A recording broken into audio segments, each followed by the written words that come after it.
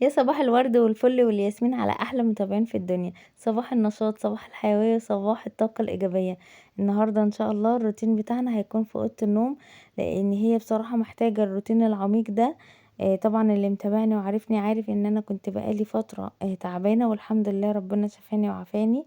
بس يلا قبل ما نخش في الفيديو ما تنسوش تصلوا على الرسول عليه افضل الصلاة والسلام، وكمان تخشوا تعملوا لي لايك واشتراك وتفعلوا زر الجرس عشان يوصل لكم كل جديد انا بنزله.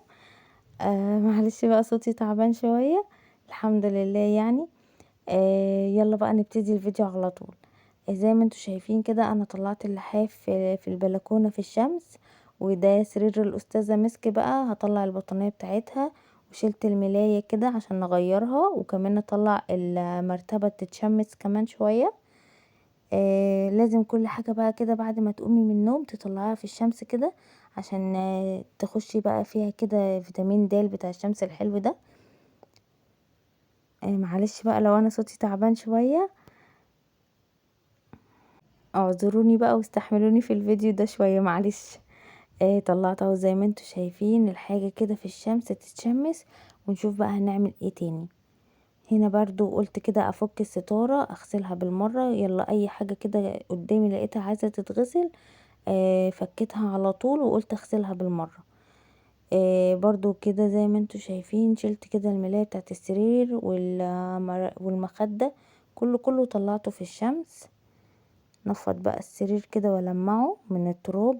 طبعا انا عندي هنا البلكونة في اوضة النوم، ودي بصراحة يعني انا شايفاها من سلبيات الأوضة مش من ايجابياتها، لان مجرد ما بنضف الأوضة بلاقي التراب يعني دخل تاني، ومفيش يعني مفيش في ساعتين تلاتة تلاقي الأوضة اتطربت. ودي صراحة يعني عيب في الأوضة يعني. بس الحمد لله على كل حال.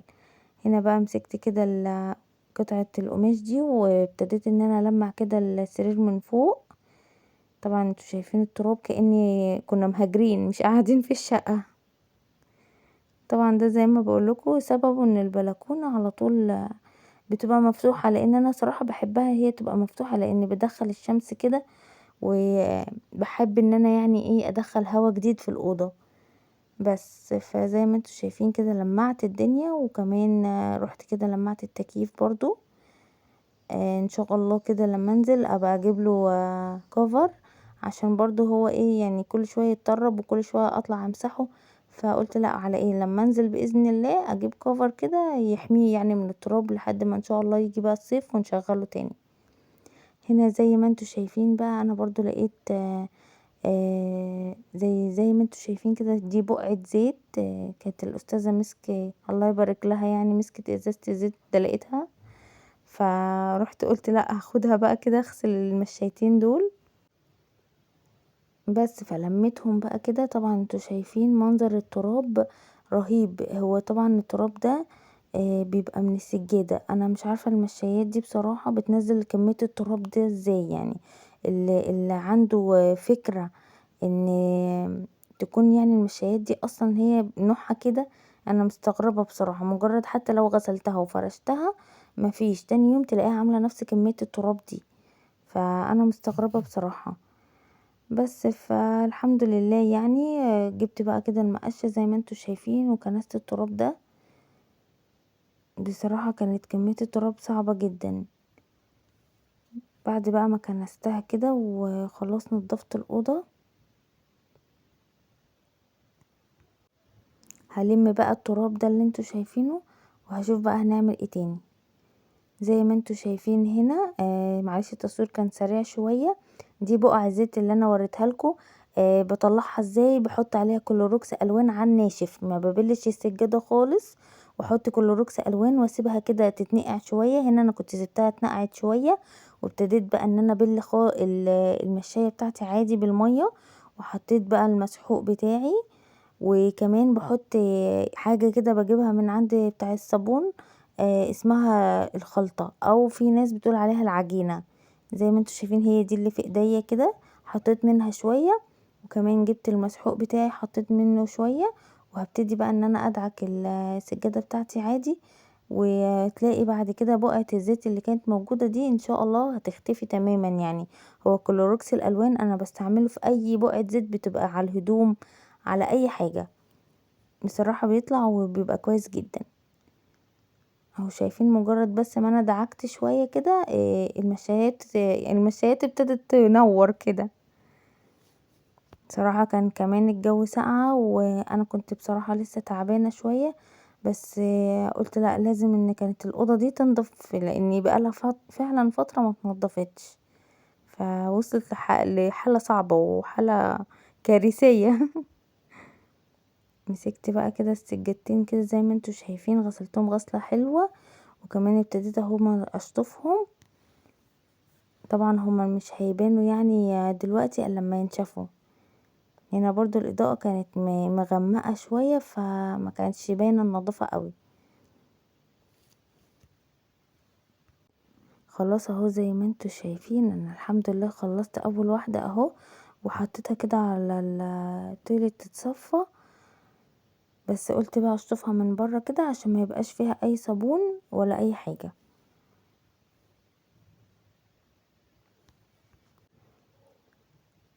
خلاص سبت كده المشايتين يتصفوا كويس وبعد كده هنشرهم.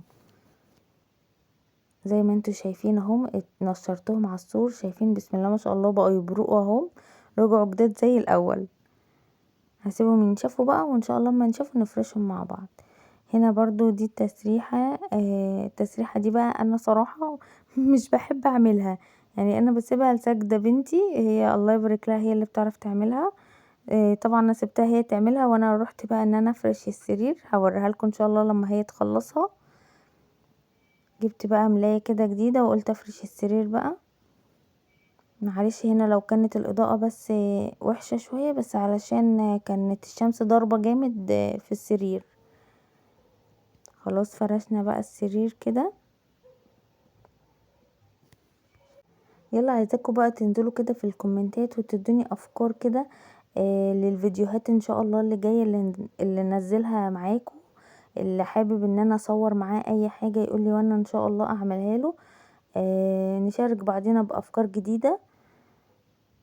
زي ما انتوا شايفين كده بعد ما خلصت طبعا فرشت السرير بتاعي، كمان هعمل السرير بتاع مسك. سرير مسكي مش عارفة تقريبا في حاجة هو مايل شوية، مش عارفة تقريبا في حاجة اتكسرت فيه، فهبقى انزله ان شاء الله للراجل يصلحه عشان تبقى تعرف تنام فيه وهي مستريحة يعني. دول زي ما انتوا شايفين المرتبة بتاعتها دي انا كنت عاملة لها ملايات بس باستك، طبعا دي ملايات تفصيل يعني. خليت يعني واحدة حبيبتي كده بتعرف تعمل ملايات وما شاء الله عليها، يعني بصراحة بتعمل شغلها، هي برضو اللي مفصله لي ملاية السرير الكبير بتاعي. شغلها حلو قوي بصراحة في التفصيل. انا بعمل عندها ملايات العيد والملايات عامة يعني اللي انا بحتاجها. فكده خلاص زي ما انتوا شفتوا كده انا كيست المرتبة وحطيتها كمان في السرير. هنا بقى الدولاب اللي كان كارثي صراحة. طبعا عشان لما انا كنت برضو تعبانه ما كنتش بقدر ان انا اطبق ولا اي حاجه، فكانوا يعني على قد ما الاولاد بيقدروا يعملوا كانوا بيلموا الغسيل ويحطوا كل هدوم واحد في ضرفته، ما يقدروش يعملوا اكتر من كده، يعني ما بيعرفوش يطبقوا كده، بس الحمد لله يعني. فانا قلت بقى ايه اخد بقى الدولاب كده والحاجات المتبهدله تتطبق وتتشال في مكانها. طبعا كانوا حاطين هدوم الخروج على هدوم البيتي كله على بعضه، فانا فصلت بقى ده عن ده. هنا بقى زي ما انتوا شايفين انا ابتديت ان انا اطبق بقى هدوم البيتي كده وارصها في الدولاب، وكمان خدت هدوم الخروج هاخدها دلوقتي هعلقها على الشماعات بتاعتها. وزي ما انتوا زي ما انتوا شايفين كده.